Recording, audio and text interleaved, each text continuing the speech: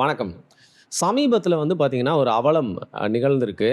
வரக்கூடிய செய்திகள், சில பேருடைய பதிவுகள் மூலியமா வந்து பார்த்தீங்கன்னா, இது உண்மையா நடந்திருந்தா, இது எவ்வளோ பெரிய தவறு அப்படிங்கிற ரீதியில சில கருத்துக்கள வந்து பதிவு செய்யணும் அப்படிங்கிறதுக்காக தான் இந்த காணொளி. சமீபத்தில உங்களுக்கு தெரியும் தேர்தல் பிரச்சாரம் சூடு பிடித்து நடந்து கொண்டிருக்கிறது. அனைத்து தேர்தல் கட்சிகளும் பார்த்தீங்கன்னா, அவங்களுடைய சார்புல தலைவர்கள் எல்லாருமே தமிழ்நாட்டில் உள்ள எல்லா மாவட்டங்களையும் சென்று, எல்லா ஊருக்கும் சென்று அவங்களுடைய பரப்புரையை மேற்கொண்டு வருகிறார்கள். இந்த சூழ்நிலையில வந்து பார்த்தீங்கன்னா, ஒவ்வொருவரும் பம்பரமா சுழன்று கொண்டு பிரச்சாரத்த பண்ணிட்டு இருக்க இந்த வேளையில முதல்வரா இருக்கக்கூடிய ஸ்டாலின் அவர்களும் வந்து பல ஊருக்கு செல்றாரு. மேடை பிரச்சாரங்கள் செய்றாரு. ரோட் ஷோ பண்றாரு. அதுக்கப்புறம் வாகன செக்கிங் வந்தா சைடு கேப்ல இறங்கி டக்குன்னு ஒரு 10 பேர்ட்ட ஓட்டு கேட்கிறாரு. டீ குடிக்கல போறாரு. டீ குடிக்கிறாரு. இது என்ன டீ கடையா?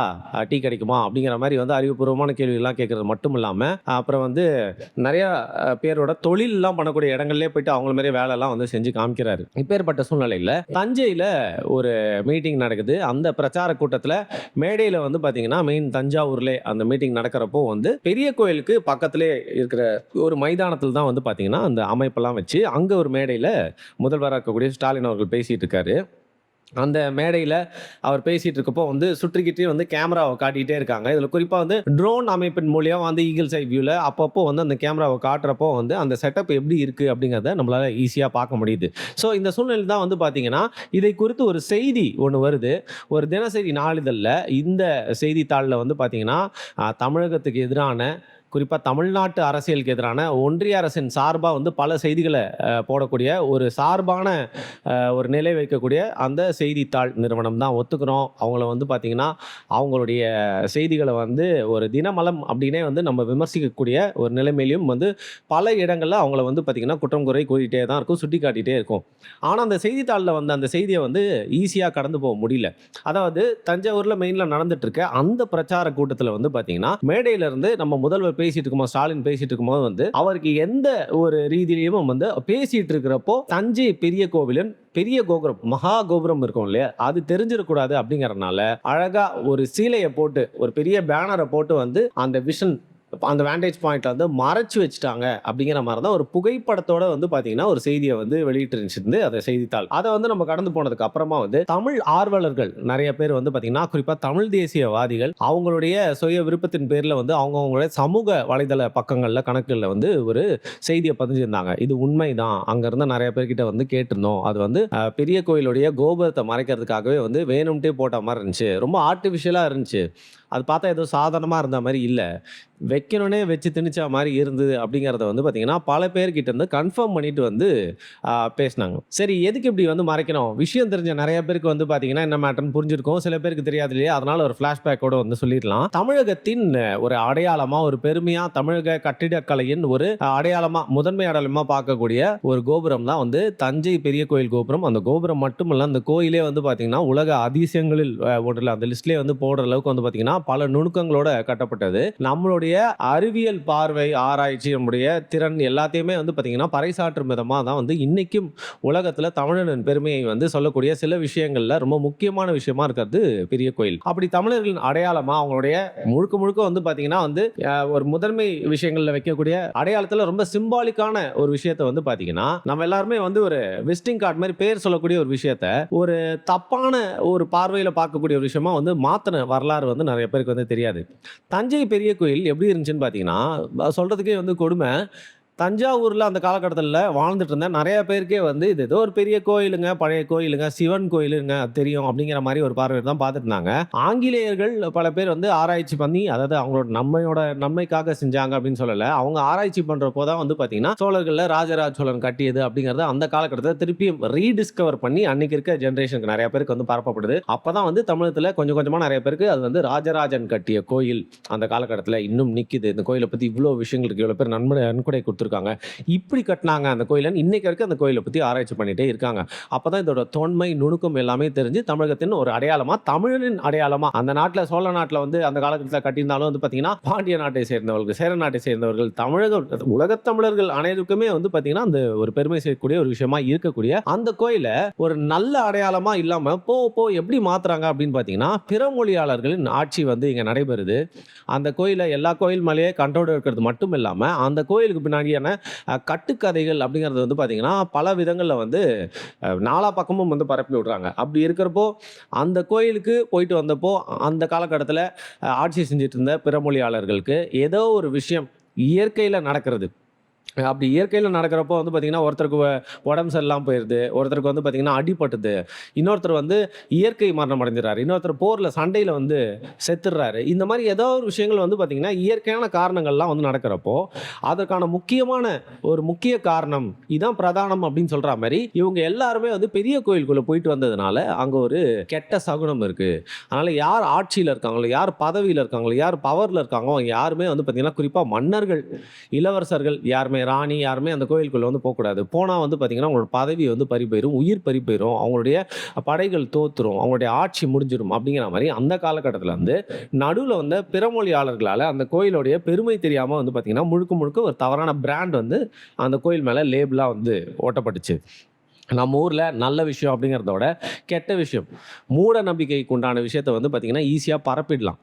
கெட்ட செய்தி வந்து பார்த்தீங்கன்னா, உண்மை ஒரு வாட்டி சுத்துறதுக்கு முன்னாடி வந்து கெட்ட செய்தி, பொய் செய்தி வந்து 3 வாட்டி சுத்தி வந்துரும் உலகத்தன்னு சொல்ற மாரி, இது முழுக்க முழுக்க வந்து எல்லா ஊரை சார்ந்தவருக்கும் வந்து அந்த காலகட்டத்தில பரப்பப்பட்டு, அப்புறம் வந்து வேர்ட் ஆஃப் மவுத்ன்னு சொல்லுவாங்கல்ல, அந்த மாரி வந்து ஒருத்தர் இன்னொருத்தர்கிட்ட சொல்ற மாரி வந்து பார்த்தீங்கன்னா, பல ஜெனரேஷன்ஸா இங்க போனா இப்படி ஆயிரும், இங்க போனா அப்படி ஆயிரும்னு வந்து சொல்லி அந்த கோயிலுக்கு ஒரு கெட்ட பெயர் ஏற்படுத்துறாங்க. அதனால அந்த கோயிலுக்கு யாருமே வந்து போகாம இல்ல. மக்கள் தொடர்ந்து போயிட்டு இருக்காங்க. இன்னைக்கு வரைக்கும் வந்து பார்த்தீங்கன்னா, பல மக்கள் தங்களோட குழந்தைகள வந்து கூட்டு போயிட்டு வந்து நம்மளோட அடையாளம் அப்படின்னு சொல்லி காட்டி பெருமைப்பட்டது ரொம்ப நல்ல விஷயம். ஸோ யாருமே இந்த கோயிலோட பெருமையை அழிக்க முடியல முழுசா. ஆனாலும் பார்த்தீங்கன்னா, ஒரு ஒரு கெட்ட விஷயம் இந்த கோயில பத்தி தொட்டுக்கிட்டே வருது. அது ஆட்சியாளர்கள் யார் ஆட்சியில இருந்தாலும் அங்க போக்கூடாது, போக்கூடாது, போக்கூடாதுன்னு. இதற்கு வந்து பார்த்தீங்கன்னா வந்து கருணாநிதி அவர்கள், அண்ணா இது மாரி வந்து திராவிட கட்சிகள் ஆட்சிக்கு வரதுக்கு முன்னாடியே இருந்த பல முதல்வர்களும் பார்த்தீங்கன்னா, இங்க போயிட்டு அப்போ அவங்க காதுல ஓதுறதுக்குன்னே யாரா இருப்பாங்கல்ல, ஜோசியக்காரங்க இருந்திருப்பாங்க. சில பார்த்தீங்கன்னா, பூஜை செய்றவங்க இருந்திருப்பாங்க. அதுல சில பேர் வந்து ரொம்ப பகுத்தறிவு ரொம்ப கம்மியாவும், மூட நம்பிக்கை அதிகமாவும் இருக்கக்கூடியவர்கள் வந்து, ஏதாவது வாழ்க்கையில அந்த ஆட்சிகளுக்கு நடக்கிறப்போ வந்து, "இந்த கோயிலுக்கு நீங்க போனீங்களா?" அப்படின்னு கேட்டு அந்த கோயிலோட ரிலேட் பண்ணி விட்டுருவாங்க. அப்படி வந்து யார் யாருக்கெல்லாம் வந்து இந்த கோயில சம்மந்தப்பட்ட ரூமர்ன்னு பார்த்தீங்கன்னா வந்து, பதவியில இருக்காரு கருணாநிதி. இந்த கோயிலுக்கு போயிட்டு, "இத ராஜகோபுரத்த நான் வந்து சரி பண்ண போறேன். இந்த கோயில் வந்து நான் வந்து டெல்டாக்காரன்டா" அப்படிங்கிற மாரி பெருமையா அந்த கோயில் போயிட்டு வந்ததுமா, தோத்து போறாரு. அவருடைய ஆட்சி வந்து கையில இருந்து போகுது. அதற்கான முக்கிய காரணம் என்னன்னு பார்த்தீங்கன்னா, தான் ஆட்சி செய்யறப்போ வந்து சரியா ஆட்சி செய்யாதது அப்படிங்கிற மாரி எடுத்துக்காம, அவரும் வந்து பகுத்தறிவு பகலவனை வந்து பார்க்கலாமே அப்படிங்கிற மாரி அவர் எல்லாருமே அடையாளமா காட்டுவாங்க. பட் அவரும் இந்த மூட நம்பிக்கைக்குள்ள விழுந்து, அந்த கோயிலுக்கு போறத ஒரு கெட்ட சகுனமா, குறிப்பா வந்து அந்த நுழைவு வாயில் மெயின் என்ட்ரன்ஸ் இருக்கு இல்லையா? அதன் மூலியமா போனா சோலி முடிஞ்சிரா அப்படிங்கிற மாரியான மூட நம்பிக்கைக்கு உண்டான செய்திய நம்பி, பின்னாள்ல அவர் வந்து பார்த்தீங்கன்னா, முடிஞ்ச அளவுக்கு அந்த கோயில தவிர்த்துட்டே இருந்தது மட்டும் இல்லாம, கடைசியா அவர் முதல்வரா இருந்தப்போ, அந்த ஆட்சி காலகட்டத்தில வந்து, அப்போ அந்த கோயிலுக்குள்ளேயே வந்து நடன மங்கையர் பல பேர், பல நூற்றுக்கணக்கான பேர் வந்து பார்த்தீங்கன்னா, அவர் முன்னாடி டான்ஸ் ஆடுற மாரியான ஒரு செட்டப் வந்து பண்ணி வச்சிருந்தாங்க. அது அந்த செம்மொழி மாநாட்டுக்குலாம் முன்னாடி நடக்குது. அதுல இவருடைய குடும்பத்தை சேர்ந்த பல பேத்திகளும் பார்த்தீங்கன்னா கூட ஆடிட்டு இருந்தாங்க. அத வந்து ராஜா மாரி இப்படி உட்கார்ந்து வந்து கருணாநிதி அவர்கள்லாம் பார்த்துட்டு இருந்தாரு. சரி, அந்த சூழ்நிலையில வந்து பார்த்தீங்கன்னா, அவருக்கு நடக்கிற மாரியான சூழ்நிலையில் இல்ல. வீல் சேர்ல வயதிகம் காரணமா வீல் சேர்ல தான் வந்து இந்த கோயிலுக்கே கூட்டு போயிருந்தாங்க. பட் எந்த காரணத்த கொண்டும் வந்து பார்த்தீங்கன்னா, அந்த மெயின் என்ட்ரன்ஸ் மூலியமா போயிட்டா, அந்த கெட்ட சகுனம் இவருக்கு வந்து ஒட்டிக்கும் அப்படிங்கிறத நம்பி, சைடுல உலக கலாச்சார சின்னமா அறிவிக்கப்பட்டிருக்க, சற்றும் தொட்டு எந்த விதத்திலுமே சேதப்படுத்தவே கூடாது, பொற்றி பாதுகாக்கணும் அப்படிங்கிற மாரியான இடத்த வந்து பார்த்தீங்கன்னா, சைடுல ஒரு இடத்த அந்த செவுர இடிச்சு அவர உள்ள கூட்டிட்டு போயிட்டு வந்து பார்த்தீங்கன்னா, அவர வந்து இந்த நிகழ்ச்சிய வந்து பார்க்க வச்சாங்க. எம்ஜிஆரும் வந்து பார்த்தீங்கன்னா, இந்த கோயிலுக்கு வந்து போயிட்டு வந்ததுக்கு அப்புறமா தான் உடம்பு சரியில்லாம போயிருச்சு. அவருக்கு வந்து தொடர்ந்து உடல் உபாதைகள் வர ஆரம்பிச்சது. அரசியல் ரீதியாவும் பல சிக்கல்கள் வர ஆரம்பிச்சது அப்படின்னு சொல்லிட்டு, எம்ஜிஆரோட வாழ்க்கைய சுத்தியும் இந்த கோயிலுக்கு ஒரு கெட்ட சகுனம் மாரி வந்து அமைச்சுட்டாங்க. அத எம்ஜிஆர் தரப்பிலும் அந்த காலகட்டத்தில நம்புனதா வந்து சொல்லப்படுது. அதற்கப்புறம் யாருனாலும் சரிங்க, எல்லா கட்சிய சார்ந்த தலைவர்களும் அவங்களுக்கு இந்து நம்பிக்கை, மத நம்பிக்கை இருக்கோ இல்லையோ, யாருமே அந்த கோயில வந்து பார்த்தீங்கன்னா, முடிஞ்ச அளவுக்கு அவாய்ட் பண்ணிட்டே இருந்தாங்க. ஏன்னா முழுக்க முழுக்க நீங்க வந்து ஒரு வெற்றி அப்படிங்கிறத அடையறதுக்கு முன்னாடி வந்து உங்களோட முயற்சி அதுதான் காரணம் அப்படின்னு உங்களுக்கு தெரியும். பட் வெற்றி அடைஞ்சதுக்கு அப்புறமா அந்த சுகபோக வாழ்க்கை, பதவி அனுபவிச்சுட்டு இருக்கும்போது பல பேர் உங்ககிட்ட வந்து காதுல வந்து ஓதுவான். இதான் உண்மை அப்படின்னு சொல்லிட்டு, குறிப்பா மூட நம்பிக்கைய பரப்பி விடுற மாரியே வந்து பார்த்தீங்கன்னா, இந்த கோயில வச்சு ஆட்சியாளர்கள் எல்லார் மேலயும் வந்து ஒரு தவறான நம்பிக்கைய வந்து விதைச்சுட்டாங்க. இதனால அதற்கப்புறம் ஆண்ட ஜெயலலிதால இருந்து எல்லா முதல்வர்களுமே இந்த கோயில வந்து அவாய்ட் பண்ணிட்டே இருந்தாங்க. இவ்வளோ ஏங்க, இதில ஒரு ஒரு முக்கிய கட்சியின் தலைவர், அவர் வந்து பார்த்தீங்கன்னா, அவர் பேர சொல்ல விரும்பல. அவர் வந்து கட்சிய தொடங்கி வந்து பார்த்தீங்கன்னா, எப்படியாவது ஆட்சிக்கு வரணும் அப்படின்னு சொல்லிட்டு அந்த கட்சிய நடத்திட்டு வராரு. அவரு அந்த கோயில பத்தி நெறைய பெருமையா நெறைய மேடைகள்ல பேசியிருக்காரு. அவர் வந்து அந்த கோயிலுக்குள்ள வந்து போனாராம். போறப்போ வந்து பார்த்தீங்கன்னா, பின்னாடியே வந்து ஒரு பூசாரி ஓடி வந்தாராம். "நில்லுங்கண்ணா, நில்லுங்கண்ணா" அப்படின்னு சொல்லிட்டு. இந்த படத்துல வர மாரி அவரு அந்த பூசாரி, அவரு அந்த பூசாரி. அப்புறம் வந்து ஓடி போய் அந்த பூசாரி அவர புடிச்சு, கால அப்படியே நெருக்கி அந்த நுழைவு வாயில்லயே வந்து உள்ள போ முடியாம வந்து வச்சுக்கிட்டாராம். "என்னங்க ஏன் அப்படி பண்றீங்க?" அப்படின்னு கேட்டா, "நீங்க தான் தமிழ்நாட்ட காப்பாத்தணும். நீங்களும் அந்த மெயின் நுழைவாயில் வழியா இந்த கோயிலுக்குள்ள போனா, நீங்களும் எங்கள விட்டு போயிட்டா என்ன ஆகுங்க? உங்க உயிர் போயிறக்கூடாது." அப்படின்னு சொல்லிட்டு வந்து பார்த்தீங்கன்னா, அவர்கிட்ட மூட நம்பிக்கைய விதைச்சு, அவரு வந்து பகுத்தறிவுலாம் பேசக்கூடிய ஆள் தான். பட் அவரும் பார்த்தீங்கன்னா, அத நம்பி வந்து கோயிலுக்குள்ள போகாம திரும்ப வந்த கதை அப்படிங்கிறதெல்லாம் வந்து இதை நேரில் பார்த்த ஒருவர் நம்மகிட்ட அந்த கதைய வந்து சொல்லியிருந்தாரு. ஆக்சுவலா வந்து மேடையில சொன்ன அந்த தலைவர் வந்து ரொம்ப எக்ஸாஜரேட் பண்ணி சொல்லியிருந்தாரு. நேர்ல பார்த்தவர் வந்து உண்மையான கதைய நம்மகிட்ட வந்து சொல்லியிருந்தாரு. ஸோ இன்னைக்கு வரைக்கும் இருக்கக்கூடிய கட்சிகள்ல பல தலைவர்கள் வந்து அந்த கோயில் மேல இருக்கக்கூடிய அந்த கெட்ட சகுன கட்டுக்கதைய நம்பிட்டு அந்த கோயில வந்து ஒரு தவறான பார்வையில பார்த்துட்டு இருக்காங்க. அதுல கொஞ்சமும் வந்து குறையாதவர், மாறாதவர், சலிக்காதவர் வந்து இப்போ முதல்வரா இருக்கக்கூடிய ஸ்டாலின்.